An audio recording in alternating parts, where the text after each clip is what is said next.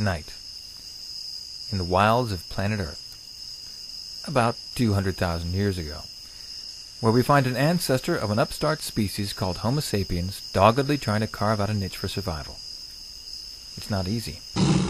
The competition is tough, and the planet itself can be savage. But these primitive humans have a couple of advantages on their side. They're highly adaptable, and they've got a large brain, which gives them the ability to not only use, but also make tools. But will that be enough? Will this adaptability and these primitive beginnings of technology give Homo sapiens the edge they need to survive? Well, I think we all know the answer to that question. There are now over 6 billion Homo sapiens, 6 billion of us, on the planet, all sharing in a legacy of adaptability and technology that has brought us where we are as a species today. And most of us believe that our tools and our technology have allowed us to completely tame our once savage home. But what happens when that belief is proved false? What if the deserts began to spread? Or if we faced natural disasters that outstripped the capabilities of our technology? What if the water levels rose? Or we found the raw materials used in our cities began to run out? What if there were simply too many of us in our cities? What you're about to see are 6 potential answers to these questions. 6 different scenarios that share one thing in common: green technology, the use of our knowledge and technical skills in more environmentally responsible ways. Such technology can not only prevent environmental changes caused by existing technology, but allow us to capitalize on these changes and improve our quality of life when and where natural disasters do occur. We hope you find them illuminating.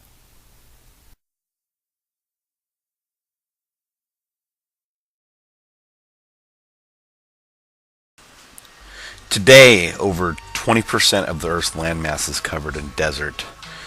What if it were 30%? 40%? What if half of the Earth's land surface was covered in desert? It's happening right now. Desertification is devouring more than 20,000 square miles of land worldwide every year. Desertification affects 74% of the land in North America. In Africa, more than 24 million acres of land are affected by desertification.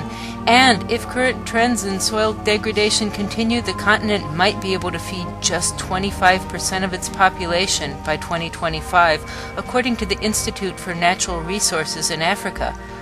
Overgrazing is the major cause of desertification worldwide.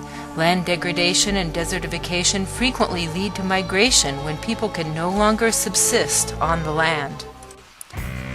Here in the United States, human population growth in the desert has led to the widespread and increasing use of air conditioning. Based on government data, Stan Cox, scientist at the Land Institute, calculates the air conditioning for the average U.S. home requires 3,400 pounds of carbon dioxide production per year. And an average homeowner in Arizona pays roughly $212 to run just one standard room air conditioner for 1,000 hours over the course of the summer. Is there a way to live in the desert without destroying its ecosystem? Can people exist in the desert without running their air conditioners all day? We believe that with careful planning, using both the modern technologies and ancient technologies developed by indigenous desert cultures, a city can be built in the desert that can be carbon neutral, self-sustaining, and economically promising. Historically, the denizens of the desert have sought relief from the heat underground. As seen in these underground homes in Tunisia, the temperature underground remains a constant 54 degrees. In our desert city, we propose underground homes grouped around a central courtyard sunken into the earth. These courtyards provide space for windows, making the living spaces bright and airy. The passive solar energy can be absorbed during the day and released during the nighttime, which can become quite chilly in the desert. The individual housing units are grouped around a courtyard to provide density, so the city will not sprawl into the desert. Yet individual units are designed to be spacious, with high ceilings and well-planned air circulation. The bottom of the courtyard serves as a catch water, with a high-capacity drain in the center.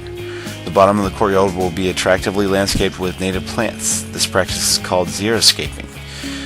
It will ensure that no precious water is necessary to irrigate the decorative plants. Some people will not want to live underground. Earth-bermed homes can be built above ground that will catch and store their own water, produce their own energy through photovoltaic roof panels, and utilize both the warmth of passive solar and the coolness of the earth. Water is precious in the desert. In Desert City, all available rainfall will be carefully stored and recycled. Rainfall will be collected underneath each housing unit's courtyard in large storage tanks known as cisterns.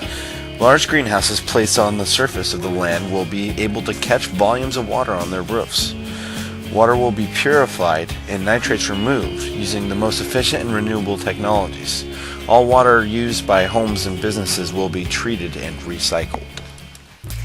The desert city will be fed by crops grown in the surface-based greenhouses. Many desirable food crops need abundant sunshine and warm temperatures.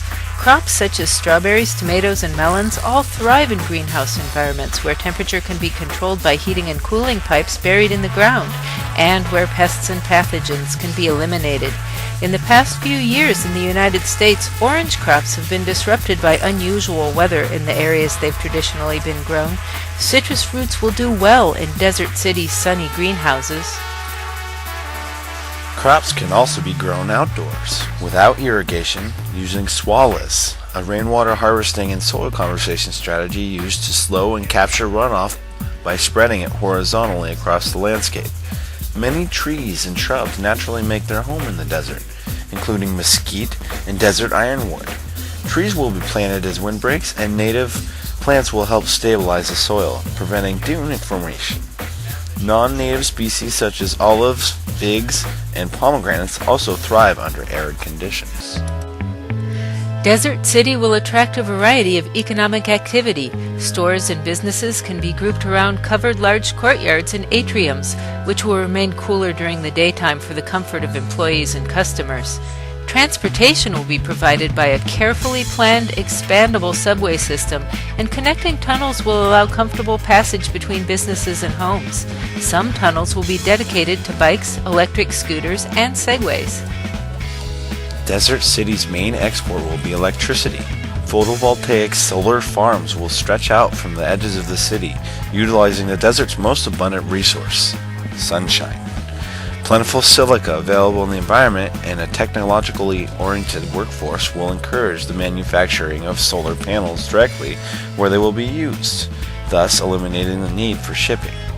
In addition, Stirling engines will be powered by the heat differential between air and ground temperatures, day and night, and wind turbines will be placed on top of the greenhouses.